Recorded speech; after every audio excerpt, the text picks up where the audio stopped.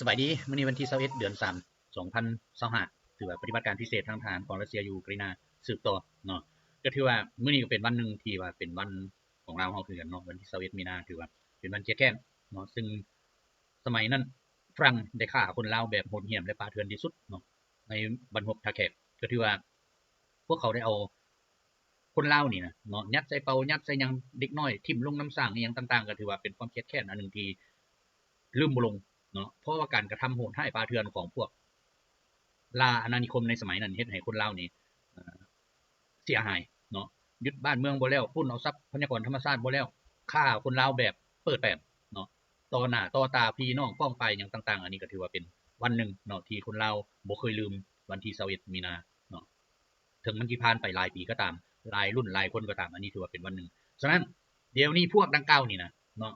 ก็เป็นกำลังเฮ็ดอยู่ในอุกฤษดึงลากคนอุกรินานี่ไปตายเนาะโดยที่เปิดสงครามบ่แม่นอันอื่นอันไกลกับมหาอำนาจที่เคยชนะสงครามมาแต่ยุคดึกดำบรรพ์เนาะนับแต่นโปเลียนฮิตเลอร์แล้วมาสุดนี้มันการร่วมตัวของบรรดาฟาสซิสต์โลกเนาะสู้กับรัสเซียฉะนั้นแหละการสู้กันดังกล่าวนี่ถึงอเมริกาจะพยายามเรียกร้องบ่ให้เกิดมีการนั้นฆ่าฟันรันแทงกันก็ตามแต่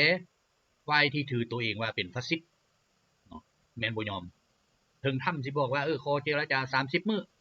แน่นอนว่าฝ่ายฝรั่งเยอรมันอังกฤษบ่ยอมเพราะเขาสูญเสียผลประโยชน์มหาศาลแล้วเดี๋ยวนี้เนาะแผนของเขาในเมื่อก่อนมันยึดเอาอุกรินาต่อต้านกับรัสเซียเพื่อหวัง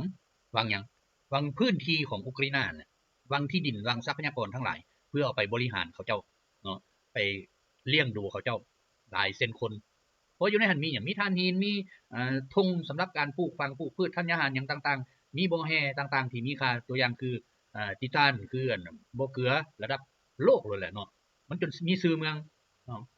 โซลโซลิดาก็ถือว่าเป็นเมืองของเกลือมีอุโมงค์เกลือหลาย100กิโลอยู่เนาะเขาขุดเกลืออันนี้ฉะนั้นเลยเป็นอย่างพวกฟาสซิสต์จึงจะกำเอาตัวนี้โดยเป้าสมองคนอุกรินานี่มา30กว่าปีด้วยการให้ลิ้นกินฟุ่มเฟือยด้วยการให้การศึกษาแบบว่าของรัสเซียนี่บ่ดีของรัสเซียนี่ต้องถูกยุบต้องถูกปิดเนาะอยู่ในประเทศอุกราอินาบ่ให้เว้าภาษารัสเซียบ่ให้มีโรงเรียนภาษารัสเซียทั้งที่ว่าพ่อแม่ตัวเองปู่ย่าตาทวดตัวเองหั่นน่ะสู้กับฟาสซิสต์นี่มาแล้วชนะแล้วมาฮอดมื้อนึงลูกหลานพากันม่างเทเนาะบ่นับถือเพราะหยังเพราะได้กินได้อยู่แบบฟุ่มเฟือยเขาเอาอาหารที่เบื่อเมาสังคมอย่างต่างๆเข้ามาเนาะวัยรุ่นมันก็บ่ฮู้หยังมันก็ฮักเอาวัฒนธรรมแนวนั้นฮักเอาแนวนั้นเนาะแทนที่ว่าเขาสิฮักเอาแนวดีๆเข้ามามีความสามัคคีมีความดุมันขยันเพียรในการสร้างสรรค์มีการศึกษาที่ดีอย่างต่างๆเขาบ่เฮ็ดซ้ำบ่พอพากันต่อต้านระบบดังกล่าวต่อต้านเรียนต้องเรียนแบบเอรบเอรบมันก็สอนดีบ่สอนให้ผู้หญิงกลายเป็นผู้ชายผู้ชายให้กลายเป็นผู้หญิงหรือแนวนึงว่าพวกผีบ้าเปลี่ยนแปลงธรรมชาติเนาะแล้วเขาฮู้คิดบ่เขาบ่ฮู้คิดพวกนี้น่ะบ่ฮู้คิดเพราะว่าถูกล่อหลอมกันมาแนวนั้นแล้วถูกโรงเรียนแนวนั้นสั่งสอนมาแล้วการศึกษาเป็นแนวนั้นมาแล้วเห็นบ่ในที่สุดเป็นอะไรทำประกาศให้ยุบซะกระทรวงศึกษาคันมันสิสอนแนวนั้นบ่ให้มีบ่จำเป็นเนาะมีตายแต่ศาสตราจารย์มีแต่ปอเอกปอโทแต่ว่าการศึกษาแต่ตายนั่นน่ะทำบ่มักทำบอกว่ายุบซะเพราะว่าจบหยังจบศาสตราจารย์มาบ่ฮู้หยังหมดเลยเนาะสอนคนแบบตายๆนั่นน่ะยุบกระทรวงศึกษา เฮ็ดมานี่เจ็บใจขนาดเนาะทำสั่งยุบกระทรวงศึกษาเพราะทำประกาศหาเสียงมาแล้วต้องได้เฮ็ดจะเอาการศึกษาระบบใดไปเข้าเอาของรัสเซียไปเข้าเฮ็ดมาสิได้เรียนภาษารัสเซียจังได๋เพราะว่าอันนี้ขอหัวมันเด้อเพราะว่าหยังทำเห็นแล้วอะ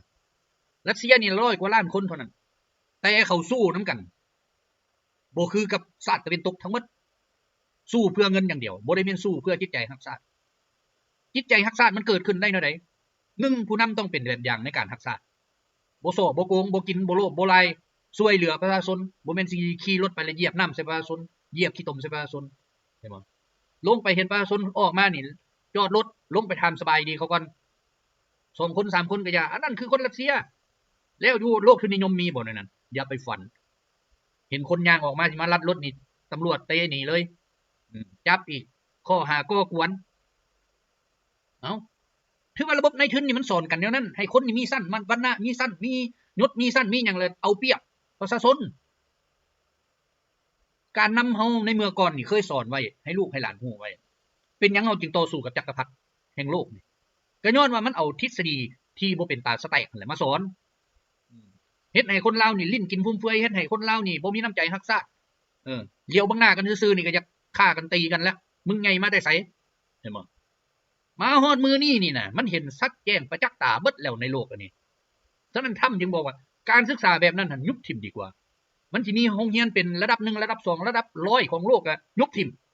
พุ่นไปเบิ่งการศึกษารัสเซียเขารักษาย้อนหยังเขาจึงรักษาย้อนการศึกษา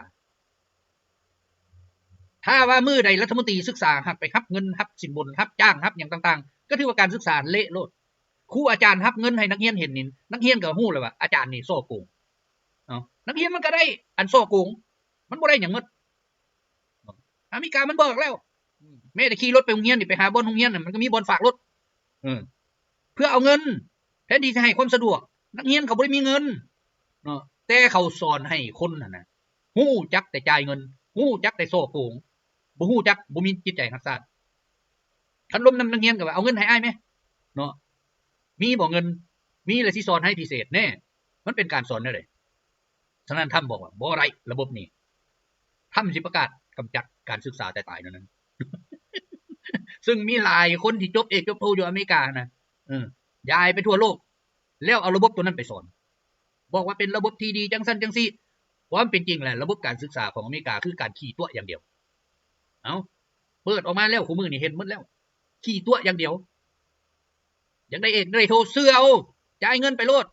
ฉะนั้นเขาจึงเปิดโรงเรียนจ้างเรียนจ้างสอนจ้างหยังแล้วคนที่จบศึกษามานั้นเฮ็ดได้มันสิบ่โซโกงครับมันอยู่ในการจัดตั้งเงินที่มันจ่ายไปเป็นแสน200,000 ดอลลาร์เพื่อเรียนเอาเอกเอาโทมันมาเฮ็ดเวียกมันก็โกงเพื่อให้ได้เงินนั้นคืนบ่โกงบ่ได้เนาะแล้วคำว่ารักษามันมีอยู่ไสมันสิไปกลายเป็นว่าคำขวัญนั้นต้องเรียนหนังสือแม่นรักษาคันจ้างเรียนหนังสือเด้ก็จ้างรักษาไปนั้นตัวเนาะฉะนั้นแหละอันนี้อเมริกาจึงบอกว่าบ่ได้ระบบการศึกษาเนาะนี่ทำมาปึ๊บมันเห็นแล้วมันว่าอยากเฮ็ดให้อเมริกายิ่งใหญ่ต้องบ่มีการศึกษาแต่ตายเนาะนี่ ฉะนั้นทั่วโลกนี่ควรเบิ่งเอาไปเบิ่งในการศึกษาของรัสเซียเด็กน้อยๆนะจบอนุบาลนี่เขาเอาไปพุ่นอยู่ในอันค่ายเขาเอิ้นตั้งค่ายขึ้นหลายโรงเรียนมาอยู่นํกันสอนให้เขาออกให้งานสอนให้เขาเก็บมักโป้มเก็บมักไม้อันนั้นอันนี้ได้ผู้ละหน่วยก็เอานะเดี๋ยวนี้สอนให้ออกให้งานนะยามกินกับแบ่งปันกันกินมันโป้มหน่วยนึงมี7คนกับแบ่ง7หน่วยแจ7บิ่งออกไปเขาเฮ็ดกันนั่นเห็นคนล้มปึ๊บเขาก็ไปช่วยขนาดเด็กน้อยเขายังฮู้นะเขาสอนกันมาแนวนั้นน่ะแล้วระบบทุนนิยมมีบ่ฟันไปโลดมีเงินบ่ลูกเอาไปซื้อขนมมันเอาอันแพงๆโลดห้านนี้บ่ต้องเข้าห้านนี่พุ่นไปบ่อนใหญ่ๆพุ่นพอมีเงินลูกมันก็เอาแนวนั้นบาดนั้นบ่ย่านครูได้บาดนี้มันเถียงในครูได้บาดนี้เนาะเป็นหยังจริงเถียงพ่อมีเงินพ่อมีอำนาจมึงอย่าแตะต้องลูกกูเด้เพราะฉะนั้นมึงถูกไล่ออกโรงเรียนนี่มันละสอนกันนั่นเดี๋ยวนี้ปรากฏการณ์อันนี้มันเกิดขึ้นทั่วโลกเนาะอ้างว่าตัวเองมีอำนาจอ้างว่าตัวเองมีอันนั้นบาดเขายึดอำนาจมันเป็นอะไรล่ะจักลูกจักหลานจักอีหยังเขาไล่เตะคือหมูคือหมานี่บัดแล้วเห็นบ่เวลามีอำนาจแล้วยังเฮ็ดทั่วที่ทั่วแดนย้อนการศึกษาเอาแบบระบบของเขาน่ะของอเมริกานะแม้แต่ทรัมป์เองมันยังบ่มัก เมื่อก่อนแม่นแท้ตัวเองข่าวโลกต่างๆมันยังบ่ทันนั้นเปิดเผยความจริงมามื้อนี้มันเปิดเผยแล้วฉะนั้นทำจึงบอกว่ายุบแม่หมดอันบรรดาพวกสื่อข่าวทั้งหลายนี่สถานีหยังต่างๆของอเมริกายุบหมดเพราะมันโคแต่อันบ่ดีโคแต่อันซัวโคแต่อันปีนกับความเป็นจริงเห็นแล้วติบัดนี้ฉะนั้นแหละอันนี้แหละปูตินจริงว่าพวกที่เบิ่งบ่ออกปัญหาตัวนี้เนี่ยนะคาดแค้นสมองไปอยู่ใส่แล้วสมองเงินดอลลาร์เข้าไปอยู่ครึ่งนึงเหลือนั่นเด้ลิ้นกินฟุ่มเฟือยเหลือนั่นเด้อวดอ้างอวดโตรถกูขี่นี่ราคามันเป็นเท่าไหร่พันล้านบัดมึงมาขี่รถอัน 2-3 ล้านกีบนี่วะเห็นบ่ความเว้ามันเฮ็ดให้เกิดความขัดแย้งในสังคมเขาสอนให้นั้นเขาบ่ได้สอนให้ว่าโอ้ต้องฮักแพงสามัคคีกันไปเบิ่งในบ้านเขา คนข้ามทางบ่ได้เขาก็ยังจอดรถจูงแขนให้ลัดรถทุกคันบ่ให้แล่นแต่ว่าประเทศต่างๆที่เอาทฤษฎีของอเมริกามาศึกษาเนี่ยตามเลยรถไผกะยาคนไผกะยายางข้ามทางบ่ดื้อตามเลยตามละหนีพร้อมพวกนี้แม่นแนวคิดที่บ่พัฒนาประเทศชาติจักคนเนาะเว้าความเป็นจริงโลดพวกนี้คือแนวคิดที่เฮ็ดให้ประเทศชาติและประชาชนผิดเถียงกันบ่ถูกต้องกันบ่มีความสามัคคีกันเอาแนวคิดของศัตรูเข้ามาอยู่ในการจัดตั้งอีหยังต่างๆเพพังหมดดีบ่ดีผู้เฮ็ดเวียกดีๆหั่นน่ะเฮ็ดเพื่อหวังปรับปรุงกงจักรของรัฐให้มันดีๆถือเขาฟ้องถือเขาซื้อจ้างเจ้าซื้อจ้างนายเอามันออกหมอนี่บ่ดีเอาออกเสียเท่าใดก็เสียเอามันออกเป็นพอคันมันอยู่หั่นน่ะสิโกงก็โกงบ่ได้สิกินก็กินบ่ได้สิขายรัฐวิสาหกิจก็บ่ได้เอามันออกเห็นบ่เขาเล่นกันเจ้าอยากได้เท่าไหร่10 20 30 ล้านดอลลาร์เอาเลยกูมีเงินให้ขอแต่เอามันออกเนี่ยแนวคิดของทุนนิยมเขาเฮ็ดกันเท่านั้นเนาะเดี๋ยวนี้มันไปเกือบทั่วโลกแหละแนวคิดอันนี้ผู้ใดบ่เฮ็ดตามเขาก็ว่าผู้นั้นโง่ฉะนั้นหลายคนก็เลยว่าเอ้าเฮ็ดตามเขาดีกว่าเพื่อบ่ให้เขาว่าโง่แทนที่สิคิดว่าโง่เพื่อหยังเพื่อประชาชนเห็นบ่เกาหลีเหนือเว้าแล้วเว้าอีกเจ้าของสิเว้าเกาหลีเหนือเขายอมโง่บ่ยอมโง่ยอมถูกระบบทุนนิยมประนามบ่ว่าเป็นประเทศเผด็จการบ่มีการพัฒนาบ่มีการนั้นถือว่าทุกอย่างแต่ว่าไปเบิ่งตัวจริงมั้ยแม้แต่อเมริกาฮอดมื้อนี้นี่บ่กล้าไปเหยียบบ่กล้ากวนเกาหลีเหนือเพราะเขาสร้างความเข้มแข็งประชาชน10-20ล้านมันบ่แม่นว่าผู้หนึงผู้เดียวที่เฮ็ดได้มีบ่หมู่หน่วยต่อต้านเขาก็มีเพราะว่าใส่ศึกของอเมริกาเต็มอยู่หั่นเขาก็ค่อยกวาดค่อยล้างเอา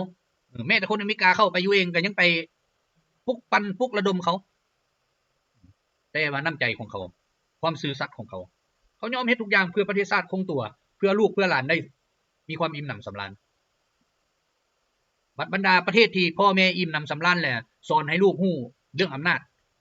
เรื่องการใช้ไปในทางที่ผิดเป็นจังได๋เจริญเท่าเกาหลีเหนือบ่ฟันไปเอาไปมาเว้าซื่อๆได้บางประเทศไม่กินแควนี่ยังเฮ็ดบ่เป็นเด้ ย้อนหยังย้อนพากันเฮ้อเนาะน้ำทุนนิยมลดค่าของคนตัวเองลงอันใดก็วิชาการสากลเชี่ยวชาญสากลอันนั้นสากลแต่บ่เคยคิดเห็นเชี่ยวชาญตัวเองคนตัวเองเห็นบ่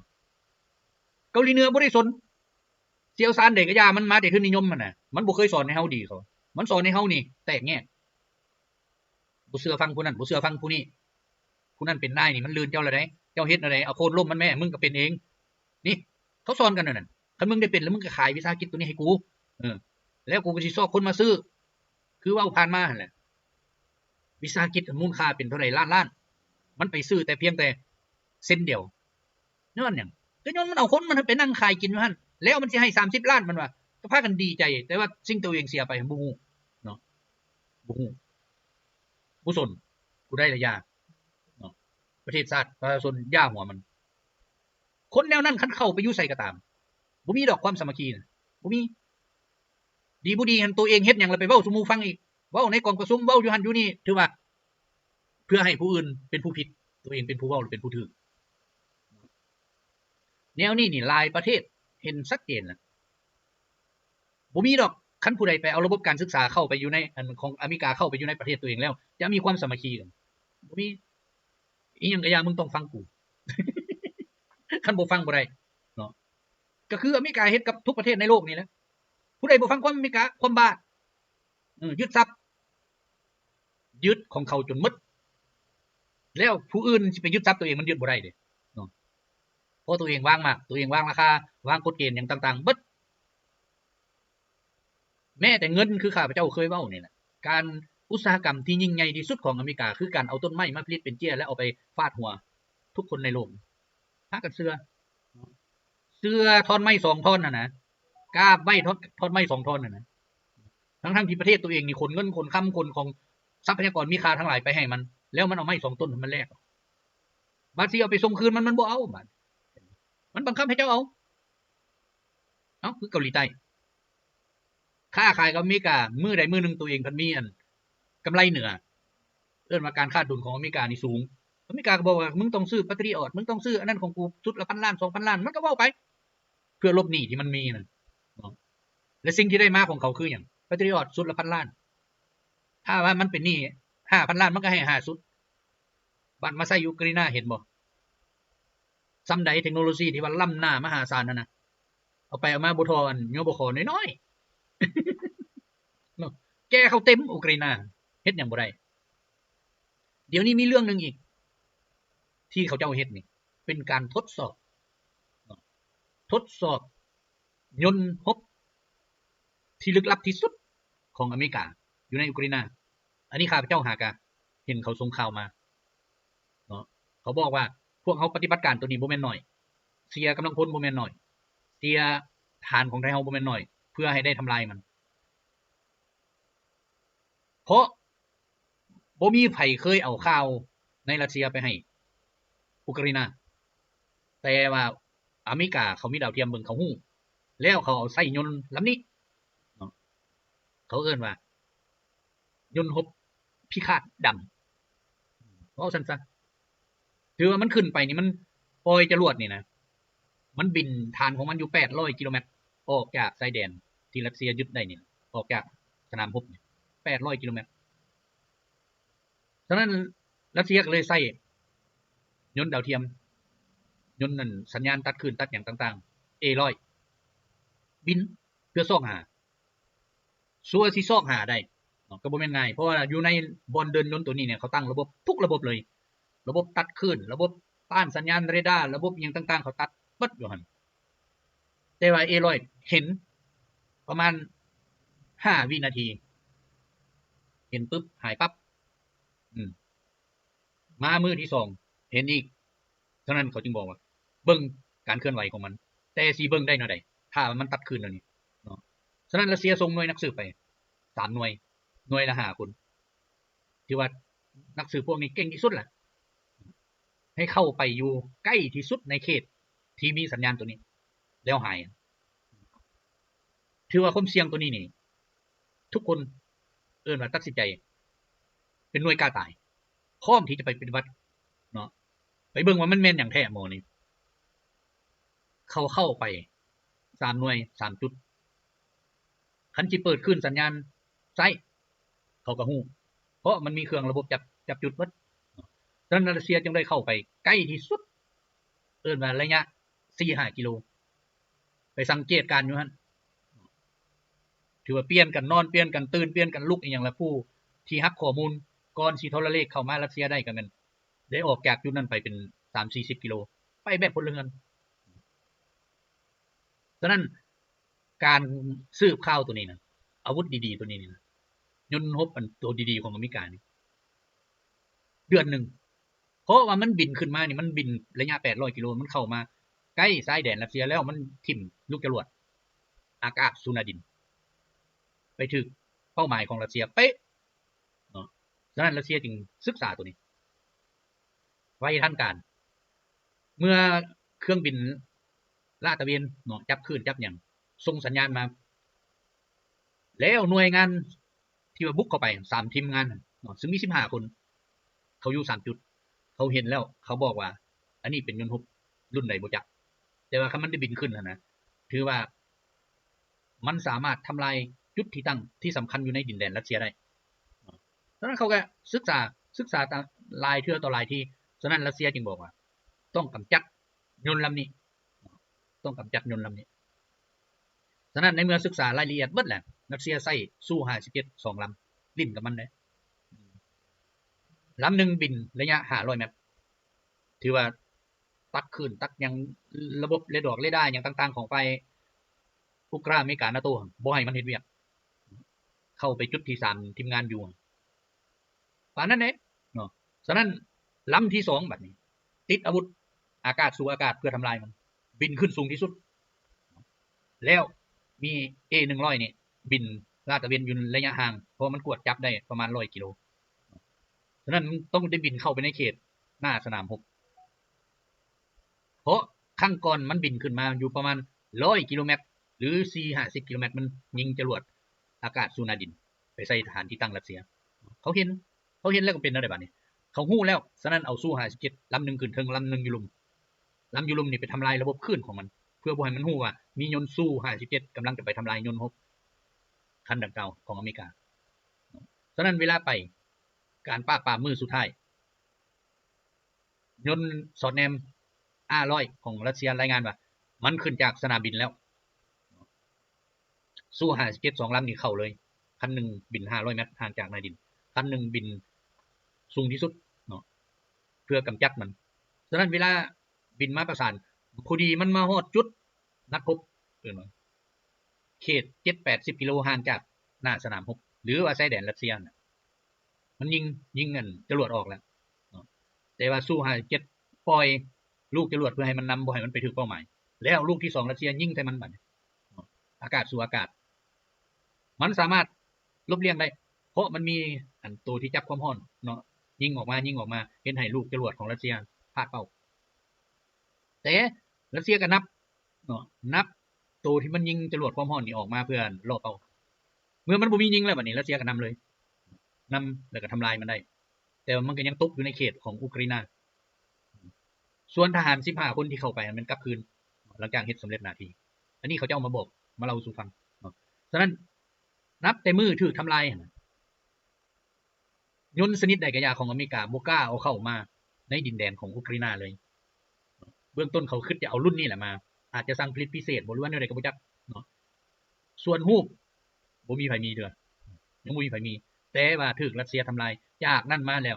ฐานที่ตั้งต่างๆของรัสเซียอยู่ในดินแดนรัสเซียบ่ถูกทำลายอีกเพราะเขาบ่มีลูกจรวดที่ยิงระยะไกลผ่านมาเขาก็ซื่อว่าจรวดระยะไกลยิงหั่นยิงนี่มันยนต์คันนี้แหละเนาะหายิงเพราะลูกจรวดของมันไปได้ประมาณ 1,200 5,500 กิโลเมตรฉะนั้นมันก็ออกสายแดนมามันก็ยิงเข้าไปไกลได้แต่เดี๋ยวนี้ถูกรัสเซียยิงทำลายล่ะเนาะอเมริกาก็เลยบุกปากเพราะว่าคิดว่ายนต์ลำนี้มันจะบ่ถูกไปทำลายมันได้แต่สุดท้ายสู้57เฮ็ดมันเนาะแล้วสู้57บ่ถูกเขายิงย้อนหยังย้อนมีลำนึงอีกที่บินอยู่ในระยะ500เมตรบินต่ำถือว่าราดาร์เขาก็จับบ่ได้แต่มันมีคลื่นที่ไปตัดคลื่นราดาร์ของชาติอเมริกา NATO ต่างๆเนาะเห็นให้ราดาร์เขาบ่ฮู้เป้าหมายไว้ยิงไปแนวใดไปแนวใดมีแต่ยนต์ลำนั้นที่มันขึ้นไปแล้วมันฮู้แล้วมันเจอแล้วก็ตกอันนี้เว้าสู่ฟังว่าการรบครั้งนี้นี่นะมันบ่แม่นการรบธรรมดาเป็นการทดลองอาวุธที่ทันสมัยที่สุดของอเมริกาอีก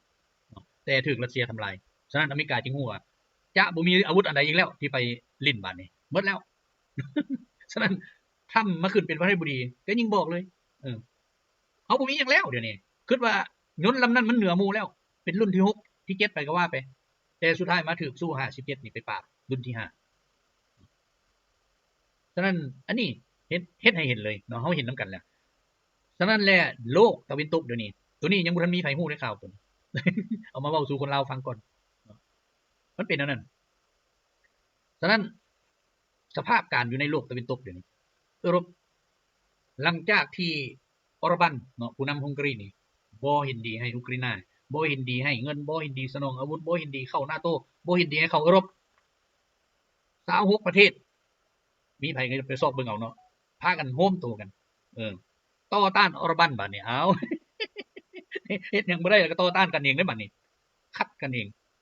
แต่ว่าเซิร์นไปเลยเนาะถ้ามื้อใดออร์บันบอกว่าข้อยก็บ่อยู่แล้ว NATO นี่อย่าหัวสู้แล้วออกจากมาภาคยุโรปค่อยสิไปอยู่นำรัสเซียขึ้นกับรัสเซียไปร่วมมือรัสเซียแล้วสิเป็นจังได๋บัดนั้นเนาะเซอร์เบียคือกันเซอร์เบียนี่เดี๋ยวนี้เห็นแล้วการประท้วงวังแล้วนี่ขับไล่ประธานาธิบดีบูชิตนี่เนาะเดี๋ยวนี้เขายังเขียนหนังสือมาหารัสเซียบอกว่าให้สืบสวนให้แดมันมีอาวุธเสียง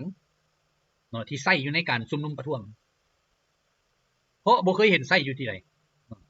ฉะนั้นอยากให้รัสเซียเชี่ยวชาญรัสเซียเข้าไปศึกษาให้สืบสวนให้ว่ามันเป็นอาวุธของไผมาแต่ไสต้นบนการผลิตมันอยู่ไสอาวุธเสียงลูกปืนเสียงคันว่านึงอันนี้ฉะนั้นบูจิตก็เว้าเข้ามาในการโฮมชุมนุมประท้วงนั่นน่ะเดี๋ยวนี้จับได้หั่นมีคนของอเมริกามีคนของอังกฤษบ่แม่นคนของเซอร์เบียจำนวน20ปลายคนมันมาร่วมประท้วงหยังอยู่หั่นแล้วอาวุธตัวนี้ลูกปืนอันเสียงนี่น่ะมาแต่ไส มันก็ต้องเป็นพวกนี้แหละออกมาให้ทดลองใส่เห็นบ่ใส่กับไผใส่กับคนเขาเองคนยุโรปเองบ่ในกะยามีความวุ่นวายเขาเอาไปใส่ฉะนั้นแล้วเขาบ่พอได้เฮ็ดอยู่ในอุกราเดี๋ยวนี้เขายังไปยั่วให้อาร์เมเนียกับอาเซอร์ไบจานติดกันให้ยิงกันให้ก่อกวนกันแต่ในที่สุดเดี๋ยวนี้นี่นะผู้นำของอาร์เมเนียได้ขอห้องหนังสือเฮ็ดหนังสือขอห้องมาทางรัสเซียแล้วให้ช่วยเจรจาเพื่อเฮ็ดให้เกิดการร่วมมือที่ดีนํกันระหว่างอาร์เมเนียกับอาเซอร์ไบจานรัสเซียก็บอกเดี๋ยวนี้พวกเจ้ามีทหารฝรั่งอยู่เต็มน่ะสิให้ค่อยเฮ็ดจังได๋ก็พวกเจ้าเป็นขี้ข้าฝรั่งเดี๋ยวนี้นะ ก็ขอความช่วยเหลือจากฝรั่งในเมื่อพวกเจ้าบอกว่าบ่อยากร่วมมือรัสเซียก็ร่วมมือกับฝรั่งเชิญติเนาะแล้วมาห้องขอหยังห้องขอไปเจ้าจะตีกับอาเซอร์ไบจานก็เรื่องของเจ้าเจ้าตีฝรั่งก็ช่วยกันช่วยได้แต่อาเซอร์ไบจานห้องขอค่อยก็ต้องได้ช่วยอาเซอร์ในเมื่อหากพวกเจ้าบ่อยากสามัคคีกันเนาะเป็นอันนั้นได้ฉะนั้นเรื่องทั้งหมดในโลกอันนี้นี่นะย้อนคือว่าเบื้องต้นการศึกษาที่อเมริกานี่ส่งไปทั่วโลกเพื่อป่วนหัวคนเพราะการนำแต่ละประเทศน่ะนะคันผู้ใดมันบ่พอใจมันก็เฮ็ดรัฐประหารเฮ็ดการก่อกบฏขึ้นตั้งผู้นั้นขึ้นตั้งผู้นี้ขึ้นแม่นคนมันยิงไปเอาเงินน้ำมันเท่าไหร่ยิงมันตั้งคนมันนั่นขึ้นมาถึงเจ้าสิว่าค่อยบ่พอใจก็ยาแต่มันแนวใดก็ยาอยู่อ้อมเจ้าหั่นนะมันเอาคนของมันเข้ามาหลายกว่าที่คนเจ้ามีเจ้าสิเปลี่ยนไผก็เปลี่ยนบ่ได้เพราะว่าเปลี่ยนหมอนี้ก็แบบบ่ได้ค่อยต้องฟ้องสาธารณชาตินี่เขาฟังบ่เขาฟังเพราะแม่นอเมริกาสั่งเนี่ยฉะนั้นฟ้องไผบ่ได้คันในเมื่อเจ้าสิฮึดสู้ขึ้นมาอีหลีประชาชนเริ่มสนับสนุนอีหลีมันก็สั่งยิงทิ่มฆ่าทิ่มบ่ให้เฮ็ดฉะนั้นมันก็สืบต่อปั่นป่วนแล้วสร้างความขัดแย้งภายในอันนี้ฉะนั้นความขัดแย้งภายในเนี่ยบ่แม่นไผดอกเฮ็ดเองก็ย้อนมันเอาการศึกษาของมันนั่นแหละเข้ามาสอนบ่ได้ทางนึงมันก็เอาทางนึงตั้งองค์กรอันนั้นขึ้นตั้งองค์กรนี้ขึ้นที่จริงมาสอนให้คนผิดกันดีบ่ดีนะองค์การศาสนาองค์การศึกษาภาษาต่างประเทศอยู่หันแฮงมีบ่อนป่วนหลายเอิ้นคนลาวไปเรียนบางเทื่อมันก็ว่าทุกข์ยากมาเรียนฟรีนี่มันสร้างข้อขัดแย้งเจ้าเห็นแล้วบ่เนาะเรียนฟรีแต่ว่าต้องฟังความมันบ่ฟังความมันก็บ่ให้เรียนอีกคือเก่าฉะนั้นคันฟังความมันก็บอกว่า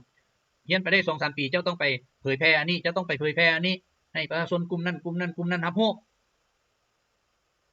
คันว่าทางการสิไปกวดมันก็เอาเงินยัดให้แล้วมันเอาให้แล้วมันบ่ได้อยู่ละลายมันก็ไปเลาะเปล่าบัดนี้โอ้ยมื้อนั้นข่อยเอาเงินให้ผู้นั้น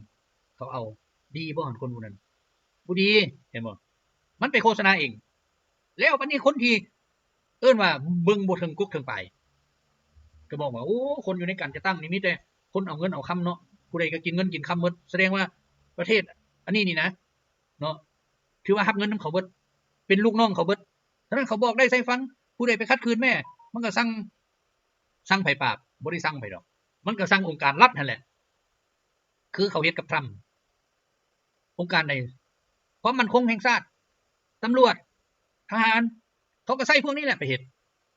แทนที่เขาสิว่าโอ้ตำรวจทหารนี่ปกป้องประเทศชาติสุดท้ายไปเป็นเครื่องมือรับใช้เขาย้อนหยังก็ย้อนว่าการศึกษานี่เฮ็ดให้คนนี่บ่เห็นกกเงาบ่เห็นทุกอย่างที่เขาปั้นหัวมานี่บ่เห็นแต่ว่าเบื้องรัสเซียเขาเห็นย้อนหยังย้อนเขาสอนกันให้รักษาสิ่งใดที่มาแตกต่างจากที่เฮาสอนกันเฮาเว้ากันเฮาประพฤติกันนี่อันนั้นคือการยุแย่ของฝ่ายตรงกันข้ามแล้วถูกบ่ถูกอยู่ไสพรรคฝ่ายค้านเดี๋ยวนี้อยู่ในรัสเซียที่ว่าเฮ็ดนำพาขบวนต่อสู้นั่นแนวนี้หายหัวหมดไปอยู่อเมริกาจนหมดเดี๋ยวทำสิจัดการให้ตัวนี้ทักสิเห็นเนาะเพราะว่าหยังเพราะเว้าความเดียวอ่ะนะบ่มีประชาธิปไตยบ่มีสิทธิมนุษย์แล้วมันบ่เบิ่งบ้านมันเองคันเฮาไปเถียงแม่เถียงบ่ได้พวกนี้เพราะเอาเงินฟาดปากเพิ่นแหละดีแต่ทำไปสั่งยุบ VOA สั่งยุบองค์การยูเซตสั่งยุบอันนั้นอันนี้เดี๋ยวนี้มันปากบ่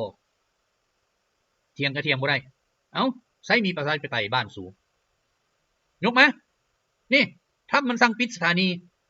วิทยุทุกอย่างทั่วโลกอันนี้ สั่งปิดองค์การยูเซตสั่งปิดองค์กรที่บ่ขึ้นกับรัฐบาลใช้ประชาธิปไตยสู่บัดนี้เอามาให้เบิ่งดูมิดเงียบเลยเดี๋ยวนี้บ่เถียงเลยเนาะ ก็เพราะพวกนี้มันบ่มีการศึกษามันสูงซื่อๆเอาเงินจ้างเอาเพราะบนที่ขอเอาอาจารย์ก็รับเงินทุกอย่างเลยแทนที่อาจารย์เนี่ยสิเป็นคนให้ความรู้น่ะเนาะด้วยความจริงใจแต่เป็นนั้นว่าอาจารย์ท่านให้ความรู้ด้วยกันกอบโกยแนวนี้เนาะเขาสอนกันมาแนวนี้การศึกษาโลกก็เลยเป็นแนวนี้มีไผเปลี่ยนแปลงได้ตัวนี้บ่มีเพราะเอาไปนำเขาเบิดแหละในที่สุดแหละนักเรียนมันบ่อยากเรียนหนังสือถ้าพระเจ้ามาเบิ่งแล้วโอ้อีต้นซาดเด้ต่อไปนี่นะมันเป็นแนวนี้นะเห็นบ่เด็กน้อยๆตีกันมึงเว้าพ่อกูบ่มึงเว้าแม่กูบ่ก็ตีนยันกันโลดตีกันโลดแล้วอยู่ไสองค์การจัดตั้งต่างๆที่เบิ่งแยงหยังต่างๆบ่มีหลายคนเนี่ยยังเว้าอีกอันนั้นเรื่องของเขาปล่อยให้เขาไปตามกระบวนการแต่ตัวเองเป็นผู้อยู่ในการจัดตั้งนี่นะที่มีความรับผิดชอบแท้ๆนี่นะพัดปล่อยปละละเลยว่าเฮาบ่ยุ่งเกี่ยวแล้วมันสิเป็นแล้วนั่นถ้าเป็นแล้วนั่นก็ถือว่ารับใช้ทฤษฎีของพวกตะวันตกพวกที่เป็นปรปักษ์ต่อชาติต่อประชาชนซั่นตัวคันเว้านั่นน่ะบ่มีความกระตือรือร้นแล้วโอ้แม่นว่าอันนี้วะเฮาต้องได้นำเสนอการจัดตั้งอันนั้นมิดเงียบเบิดทุกวันนี้อยากเป็นแนวนี้ทั่วโลกอันนี้เนาะเห็นก็ย่านะประจักษ์ตาก็ย่านะหนีบ่อยากเข้าเกี่ยวบ่อยากเกี่ยวข้องย้อนหยังย้อนว่าคันเกี่ยวข้องไปแล้วตนเองเพิ่นมีความผิดย้อนหยังจึงเป็นนั้นย้อนว่าการจัดตั้งทั้งหลายที่ว่าในโลกอันนี้นี่นะถูกซื้อจ้างจอบอ้อยเบิดล่ะหาคนบริสุทธิ์ที่เข้าไปนั่งอยู่ในอันนั้นบ่เกือบบ่มีล่ะขนาดเฮือนนี่นะห่างไกลจากห้องการนี่นะ100 เมตรมันยังบ่ย่างเดี๋ยวนี้ต้องขี่รถ เว้าความเบิดซะในโลกอันนี้มันเป็นแนวนี้เดี๋ยวนี้นะ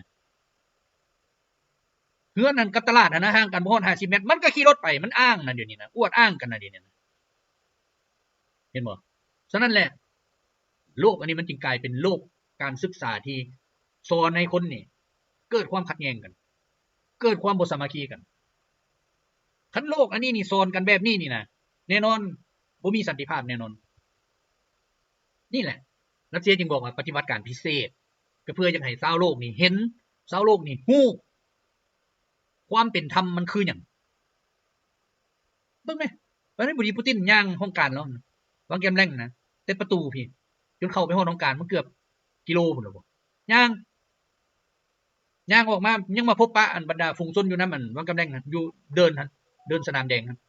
ใครอยากถ่ายรูปถ่ายห้อยก็ถ่ายอันนั้นแนวคิดมหาชนบ้านนี้เอกสารต่างๆนี่ท่วงเอา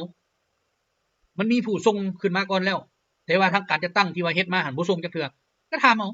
อยู่ไสอันนี้ประชาชนห้องมันนี่เป็นหยังบ่เห็นไผส่งหยังมาเจ้าเฮ็ดเวียกแนวใดเจ้าก็ฮู้เฮ็ดวะเฮ็ดเวียกคันบ่ฮู้แล้วลาออกมีบ่บิ๊กเซ็นลาออกบ่มีเอาของข่อยนี่ไปเซ็นพุ่นได้เฮ็ดกันปานนั้นเนาะคันบ่เฮ็ดนั้นบ่ได้โอ้ประชาชนอยากพบบ่ต้องพบแต่ว่านายทุนอยากพบมันเอาเงินมาเท่าไหร่คันเป็นแนวนั้นน่ะอย่าหวังเลยว่าประเทศชาติและประชาชนมันสิได้อยู่เย็นเป็นสุขมีแต่ความวุ่นวายแล้วศัตรูภายนอกมันจะเข้ามาเอาประเทศอย่างแบบบ่มีเงื่อนไขหลายประเทศเป็นนั้นหมดบัดสุดท้ายมาประเทศชาติล่มจมมาเด้บ่มีไผอยู่ประเทศจักคนบัดโหนหอบหนีเบิดอยู่ฝรั่งอยู่อังกฤษอยู่ไสพากันซื้อเฮือนซื้อซันเต็มเป็นนั้นฉะนั้นแหละอันนี้แหละเขาจึงเอิ้นว่าการนำที่พวกสอนพวกเฮามาในยุคก่อนๆต่อสู้กู้ชาติเฮาต้องฮู้จำแนกมิตรและศัตรูคันจำแนกบ่ได้แล้วก็ถือว่าเสร็จมันก็คือน้ำคุณกับน้ำใสนี่แหละแน่นอนว่าน้ำใสนี่นะจะเสียเปรียบอยู่เสมอเพราะน้ำคุณเทลงไปมันก็คุณหมดเลยบ่เห็นน้ำใสส่วนสิปะมันจมให้มันใสนะส่วนสิตักได้อันใสนะมันเกือบบ่มีเลยคันแนวอันสิ่งที่เจือปนลงไปมันน่ะบ่จมมันก็คุณอยู่หั่นคันคุณอยู่หั่นนี่คันเทียบใส่ว่าการจะตั้งก็ถือว่าอยู่ในหั่นมีแต่การจะตั้งมีแต่คนบ่ดีเพราะว่าถ้าคนดีบ่เห็นเลยเพราะโปรหัวบ่ได้โปรมาก็ถูกเหยียบโปรมาก็ถูกหาเรื่องใส่ฉะนั้นแล้วแม่นไผสิคิดดีบัดนี้มีไผสิกล้าเฮ็ดคิดดีเพื่อประชาชนเพื่อประเทศชาติบ่มีเพราะมีหยังนำเสนอไปว่าบ่ได้อันนี้บ่ได้อันนั้นบ่ได้หลายคนคัดค้านก็คัดค้านแล้วของเขามัน หาผลประโยชน์เพื่อส่วนตัวเพื่อครอบครัวเพื่อพวกพ้องมันบ่ได้เพื่อประเทศชาติเพื่อประชาชนคันคิดเพื่อประเทศชาติประชาชนมันก็ต้องมีความคิดอีกแนวนึงเช่นว่าประเทศจีนกำจัดพวกมดผู้ใดคิดอยากร่ำอยากรวยมันไปหาเฮ็ดธุรกิจบ่ต้องเข้ามาอยู่ในการจัดตั้งของพรรคของรัฐเป็นนั่นฉะนั้นแหละนี่แหละจึงว่าเป็นอย่างการศึกษาคันว่าไปเรียนนำเขาเรียนเอาอันดีๆเรียนเอาอย่างเทคนิควิทยาศาสตร์เทคโนโลยีคือจีนไปเรียนเขาเรียนนั้นเอามาได้มันสิปรับปรุงให้มันเข้ากับการจัดตั้งของตัวเองการประเทศชาติของตัวเองเศรษฐกิจของตัวเองให้มันได้แต่ส่วนหลายคนเพิ่นบ่อยากเรียนวิชาเทคนิควิทยาศาสตร์ไปเรียนแต่บริหารนั่นแหละคือตัวการในการสอนในการซ่อโกงเริ่มจะเข้าไปพี่มันก็บอกว่าเสียเงินจ้างเงินแม่นอยู่จะจบเอกจบโทมานะแต่ในหัวหันบ่ได้คิดว่าเพื่อประเทศชาติเพื่อประชาชนคิดแต่ว่าเฮ็ดแนวใดกูสิโกงได้ขึ้นมาโครงการได้จักเปอร์เซ็นต์นี่ 5% โอเคเห็นบ่กายแล้วบ่ค่าจ้างเรียนนั่นกายบ่แล้วก็ไปประกาศทั่วปวงชนกูเก่งกูเฮ็ดได้คันคนที่บ่มีการศึกษาดีบ่ได้รับการอบรมบ่มสอนแนวคิดศีลธรรมปฏิบัติเบิ่งไปก็ว่าโอ้เขาเก่งเนาะสามารถเฮ็ดเรือนเฮ็ดซ่านซื้อรถซื้อลาลูกเต้านี่อยู่สนุกสุขสบายแต่คันผู้ที่มีศีลธรรมมีการศึกษาศีลธรรมปฏิบัติเบิ่งในอีกมุมหนึ่งโอ้เอาตำแหน่งหน้าที่นี่คายกินหมดทุกอย่างเนาะนะต่างกันบ่ฉะนั้นเฮามาเบิ่งประเทศที่มันล่มจมอยู่คู่มือนี่คือประเทศปาเลสไตน์ก็ย้อนการนำเป็นนั่นแหละการศึกษาได้รับมานั่นแหละอเมริกานี่ตั้งยาเสออาราฟัตเพื่อหยังเพื่อฆ่าประชาชนชาวปาเลสไตน์ปลุกระดมเขาให้ต่อสู้ในเมื่อต่อสู้บ่มีอาวุธน่ะบ่มีแนวทางน่ะมันสิต่อได้แนวใดก็มีแต่ตายฉะนั้นอเมริกาก็บอกว่ารักษาเท่านี้ไว้ขบวนการต่อสู้ปลดปล่อยปาเลสไตน์จ่ายเงินให้มันอยากบินไปใส่บินในทั่วโลกอันนี้บ่ได้ย่านแต่ว่าขอให้ฆ่าชาวปาเลสไตน์ให้มันสูญพันธุ์เป็นนั่นแล้วชาวปาเลสไตน์เบิ่งออกบ่เดี๋ยวนี้เบิ่งบ่ออกย้อนหยังย้อนการศึกษาเดี๋ยวนี้ระบบการศึกษามีบ่มีแต่มันเป็นระบบของอเมริกาแหละไปสอนให้แก้งแย่งสิ่งดีสิ่งเด่นให้หาเว้าแต่อันบ่ดีบาดตัวเองไปเฮ็ดมันก็เฮ็ดบ่ได้คือเก่าน่ะแต่ว่าสิ่งที่ตัวเองเฮ็ดคือกันกับผู้ที่อื่นเฮ็ดต่างแต่ว่าอยู่ต่างที่ต่างเวลาต่างเวียกเนาะบางคนเฮ็ดกสิกรรมทางนี้ก็เว้าให้เขาตัดไม้ทำลายป่าบัดตัวเองอันกินเงินโครงการต่างๆจนว่าเวียกบ่แล้วบ่อีหยังต่างๆซื้อจ้างจอบออยเอาหน้าที่ตำแหน่งพัดบ่เว้า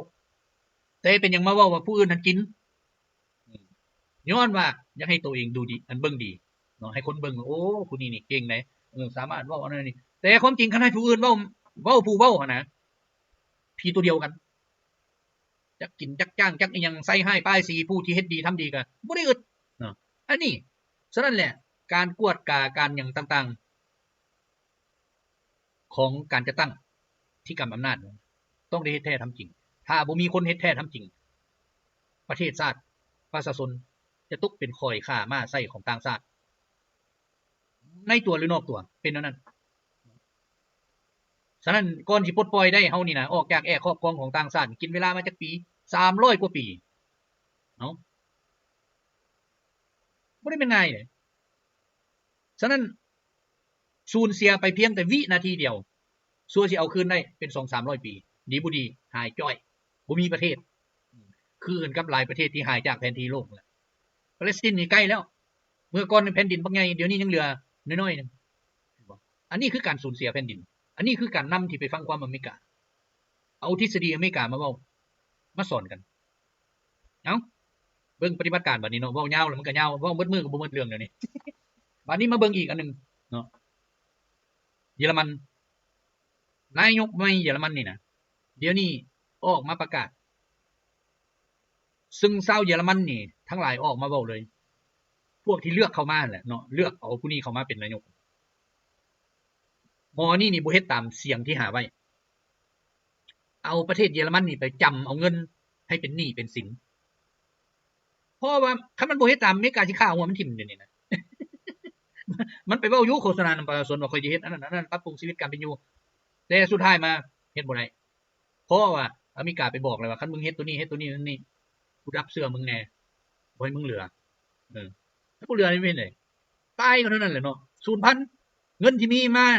จากการได้ของการซื้อจ้างของอเมริกามาก็บ่เหลือใครสิได้ใส่บ่ได้ใส่เพราะมันอนุมัติตัวเลขซื้อมันบ่ได้เอาเงินมาให้เจ้าอยากใส่หยังในตัวเลขนั้นแต่ว่าเจ้าต้องเฮ็ดตามข่อยบ่เฮ็ดตามข่อยบ่ได้ฉะนั้นมันก็บอกว่าคันเจ้าไปฝากบัญชีเป็นของครอบของครัวของหยังก็อย่ามันก็บอกว่ายึดทรัพย์จบเลยเดี๋ยวนี้นี่ประกาศบักใหญ่เลยเดี๋ยวนี้นะจะต่อสู้กับรัสเซียโอ้ยเซิร์นโคตรพ่อโคตรแม่มันเลยต่อสู้นะเนาะแม้แต่ฮิตเลอร์เป็นปู่ย่าตายายเขามันยังสู้บ่ได้แล้วมามื้อนี้สิประกาศไปหารถตั้งได้แต่5คันเดี๋ยวนี้นะยนต์รบมีอยู่ประมาณนั้น50ลำแล้วมันสิเอาหยังมาสู้มันบ่คิดจังดีแต่เป็นหยังได้เว้านั่นน่ะก็ย้อนว่ามีผู้จี้คออยู่บรรดาอำนาจเก่าของอเมริกาแหละจี้คอมันอยู่นี่มึงอย่าเฮ็ดให้กูเสียหลายกว่านี้อีกเพราะกูเสียมาแล้วด้วยเนาะฉะนั้นคันเฮ็ดเสียอีกนี่กูฆ่ามึงทิ่มฉะนั้นบอกกันไปเลยจักหมากะล่อนจักอีหยังต่างๆเฮ็ดฟินแลนด์นี่คือกันเดี๋ยวนี้ถือเขาบีบแล้วประกาศสงครามกับรัสเซียโอ้ยเซิร์นมันเลยเศรษฐกิจแนวคู่มือนี่นะ 80% นี่มากินน้ำรัสเซียนี่นะมันสิเอาหยังสู้บรรดาประเทศบัลติกมันคือกันให้เขาโฮมกันหมดหั่นน่ะหยังยกมาโลดกองทัพมาตายอยู่ยูเครนนั่นแหละเดี๋ยวนี้บ่ตายบ่อยากตายยูเครนที่ตีแผ่นดินรัสเซียทั้งหมดหั่นเลยเซิร์นโลดทักสิเห็นกันบัดเนาะมันสิทอนโฮมอยู่ไสเพราะว่าการส่งนักสืบเข้ามาในรัสเซียจับคู่มือเดี๋ยวนี้ทุกมือเพราะทุกการเคลื่อนไหวมันมีการส่งข่าวกันการส่งข่าวก่อนรัสเซียก็มีระบบเนาะระบบที่ติดตามแล้วนั้นเจ้าส่งข่าวมันไปใส่สัญญาณตัวนี้ไปยูเครนข่าวตัวนี้ไปใส่ไปบัลติกข่าวตัวนี้ไปใส่ไปยุโรปไปเยอรมันเขาเห็นหมดเบอร์ของเจ้านี่มันส่งไปใส่แดคันนั้นเขาก็มีแต่ไปกวดเบิ่งบัดนี้มันส่งอย่างแดกวดเอกสารขึ้นมาเห็นโอ้จุดนี้เด้อเป็นนั้นมันก็ถือว่าเป็นตัวรายงานเขาก็จับได้หลายร้อยแล้วเดี๋ยวนี้เนาะบ่แม่นสิเข้าพันแล้วมั้ยเห็นนั่นบางคนนี่ก็ส่งเงินส่งคำโอนเงินโอนคำเนาะไปจุดนั้นจุดนี้แล้วให้คนยูเครนมาถอนแล้วก็เอาไปมันเป็นนั่นนี่แหละเขาจึงว่าพวกนี้ปฏิบัตินโยบายของบรรดาอำนาจเก่าของอเมริกาที่มีอยู่ในยุโรปปัจจุบันนี้มันยังคงตัวอยู่เพราะว่าทำเฮ็ดได้เพียงแต่อยู่ในอเมริกาแต่สิให้มาปราบอยู่ยุโรปมันก็ปราบบ่ได้ฉะนั้นรัสเซียนี่จะต้องปราบยุโรปช่วยทำเพราะประกาศหยุดยิง30วันนั้นบ่มีแล้วอันนี้นี่ทำนี่ตั้งเฮ็ดประกาศเพื่อให้ยังให้ยุโรปนี่ขึ้นใจและเฮ็ดสงครามกับรัสเซียเพื่อให้รัสเซียนี่ดับมอดซะขบวนการตัวนี้คันบ่ซั่นแล้วดับมอดบ่ได้หลายประเทศเริ่มเห็นแล้วอำนาจการปกครองของหลายประเทศนี่เริ่มตกใจบัดเพราะมีเงินฝากอยู่ต่างประเทศนี่คันมีเงินฝากเป็นอะไรบัดนี้ทำมันสิสั่งยึดเบิดเงินจำพวกนั้นมันบ่เอาไว้มันบ่ให้ไผอีกเฮ็ดอะไรก็เฮ็ดยิงไปบอกมันนี่มันแฮงเฮ็ดเลยจัดการทันที อันนี้เบิ่งเอานำกันบัดนี้เนาะสุดท้ายมาเงินแทนที่จะเอามาสร้างมาสาประเทศชาติบ่มีไผได้แล้วก็บ่ได้ใช้ประเทศชาติก็ล่มจมย้อนการโกงการกินการหยังต่างๆแล้วเอาไปไว้อยู่ต่างประเทศหลายประเทศล่มจมแล้วเอาบัดนี้มาเบิ่งปฏิบัติการเนาะวันที่19นี่ถือว่าฆ่าตายไปทั้งหมด 1,245 บาทวันที่20ฆ่าตายไปทั้งหมด 1,320 บาทและในอาทิตย์ผ่านมาเนาะสรุปจากวันที่15หาวันที่21นี้ฆ่าตายไปทั้งหมด 10,365 บาทเนาะบ่ได้น้อยฉะนั้นมันคนกันมาโลดคนมาตายรัสเซียบ่ได้ย่านดอกแคว้นกูสเดี๋ยวนี้นี่น่ะบอกมายอมบ่ยอมก็ถือว่าเอาบ่ม 3,000 บ่ม 1,500 ทำลายทุกบ่อนเลยบ่อนใดที่ว่าเห็นมันท่วมกัน 4-50 เอาบ่มใหญ่ทิ่มโลดบ่ได้เสียดายเพราะบอกมันยอมมันบ่ยอมแล้วเด้เนาะแล้วไปสิมาขอชีวิตก็ขอบ่ได้เพราะคนบ่ได้หยุดยิงเพราะว่าคำสั่งค่อยจะหยุดยิงถ้าหากอุกรามันปฏิบัติตามที่อเมริการ้องขอแต่มันบ่ยอมซะมันแทนที่ว่ามันสิหยุดยิงมันยังเอากำลังเข้ามาบุกเบียนกอรัดอีกเห็นบ่บุกเบียนกอรัดก็ถือว่ารัสเซียก็บอกว่าคันซั่นค่อยก็สืบต่อทำลายเนาะบ่ได้เกี่ยวว่าพลังงานหรือบ่พลังงานค่อยทำลายเบิดบัดนี้ให้เข้าใจนั่นเนาะบัดนี้มาเบิ่งแคว้นกูสถือว่าการทำลายสืบต่อไปฆ่าตายไปทั้งหมดมาฮอดมื้อนี้ 69,120 บาททำลายรถตั้งไปทั้งหมด400คันทำลายยังก่อสงบไปทั้งหมด322คันทำลายยังก่อขนส่งไปทั้งหมด289คันทำลายหุ่มเกาะ 2,210 คันทำลายรถทับไส้ไปทั้งหมด 2,503 คันทำลายปืนใหญ่ปืนโค้งนาดินทั้งหมด568สุดทำลายรถยิงจรวดหลายลำกล้องไปทั้งหมด52คันท ำลายรถลูกศรฐานยิงลูกศรทั้งหมด26คันทำลายราดาร์ทั้งหมด138ชุดแล้วก็ทำลายราดาร์ลูกศรไฟจำนวน10ชุดทำลายเทคนิคพิเศษวิศวกรทางทหารจำนวน56ชุดเป็นนั้นบาดนี้มาเบิ่งตัวเลขสรุปสังรวมนับแต่มือปฏิบัติการมหมือวันที่21เดือน3 2025นี้ยิงยนต์รบไปทั้งหมด